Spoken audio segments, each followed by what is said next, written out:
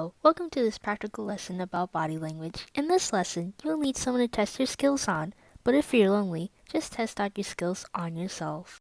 So you guys are probably wondering about what is body language?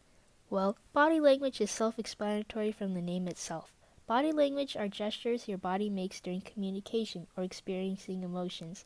A gesture is full of information about how the person you're communicating with is feeling. If you don't understand what I am talking about, just watch this short clip about a guy explaining that fear could be shown in gestures. More of this clip will be explained later in this video. どんな人間だろうとビビった時、無意識のサインを出すものなんだ。恐怖に縮み上がった時の癖をね、自分で気づいてない。An easy universal example of body language is smiling. When you see something that makes you happy, you smile. The basics of reading body language are very simple. It's just hard by catching these simple movements. So, to read body language is to read gestures in clumps. Gestures are like words in a sentence. Reading gestures in clumps give out the full picture about why somebody's body is acting like this. Example, the boy is. What is the boy doing? You see here that the sentence did not give away full context, so it's difficult to understand about the boy. Now I add the word reading. The boy is reading. Now that we receive full context, we can fully understand the sentence. Now I will give you another example, but with body language. You see someone rubbing their arms up and down. Why are they rubbing their arms up and down? So then after, you see them shivering. With this context, we now know that they are cold. Now that you know how to read body language, I can now give you examples of some universal signs people will do. I will first be doing head gestures, as we always look at the person's head when interacting with them. So there are many gestures people could do just from their head, but here are some gestures I believe are useful to know in communication. Gestures to look for. Tilting head forwards towards you, also called a head thrust. This means that they are paying attention to you and is interested. Or, head tilting could also be viewed as the other person being comfortable around us. Either way, both of these meanings show how the other person is agreeing to us to a certain extent. Nodding their head.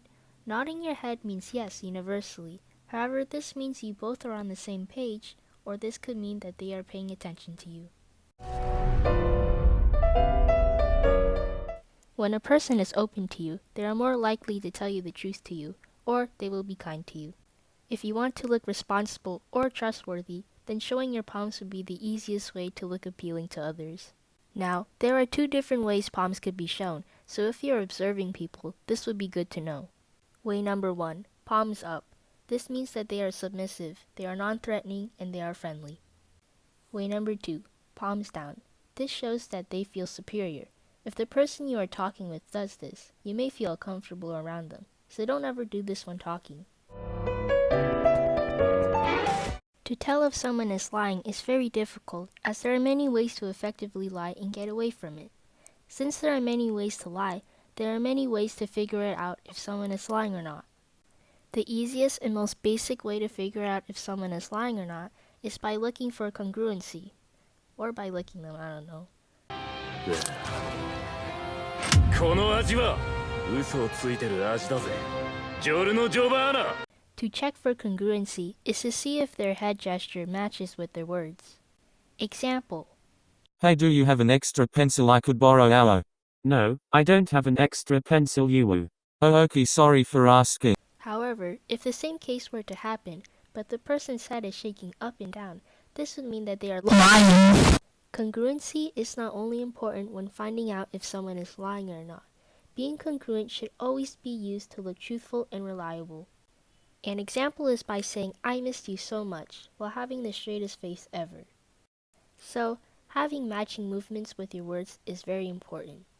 The very simple action of your body exposing you when lying is called a microexpression. Microexpressions are very, very minor movements your body does during lying. Since your body is weak at holding in lies, it reveals itself in small movements. So, if you're thinking you could retain your body movements, you can't. Changing how your body normally reacts is like rewriting and rewiring everything in your brain. It's just not possible.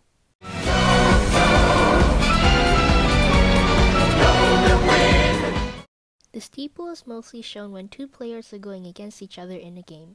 When the steeple is used, that means the person doing it is very confident in themselves. Here's an example of a character using the steeple. 私が信じているのはこのポーカー。ダイヤのストレートフラッシュ。私の勝ちだ。私と組まないか？君と私で森鴎外の首を。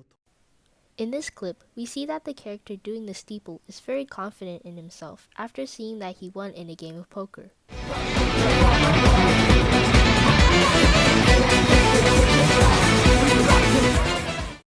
So the examples I gave you are universal gestures, something that everyone does around the world, but there are some gestures that are limited to only a few people, or even just one person.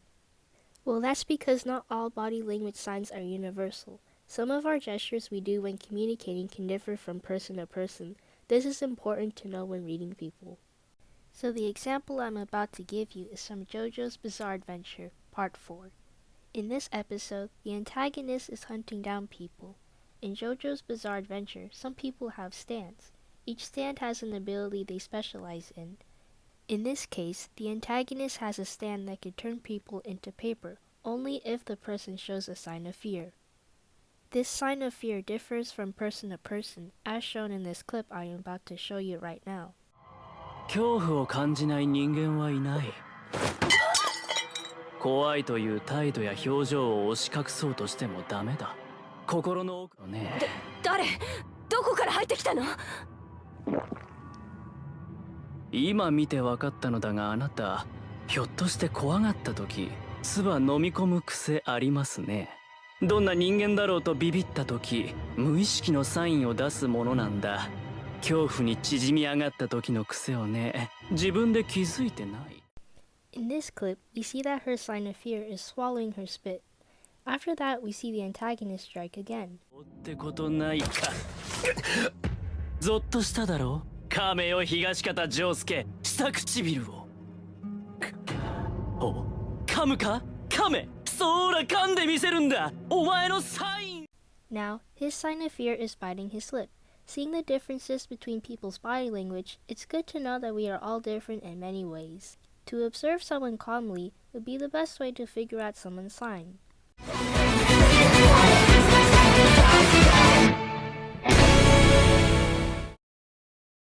The hands are a very good place to look at when reading body language.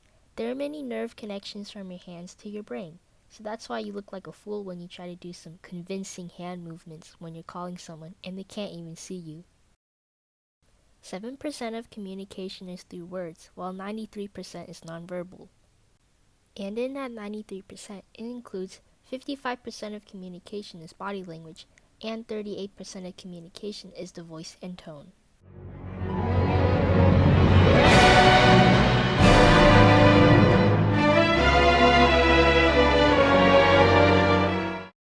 So after watching this video, you're still probably confused about why I even introduced to you about body language. Well, in my fun facts about body language section, I said that 55% of communication is body language, while 7% are words.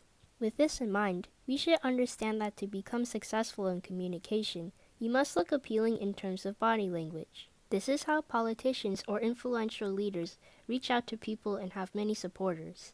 Words do not affect our communication as much as nonverbal signs. However, with the combination of good body language and words, you should be able to effectively reach out to people.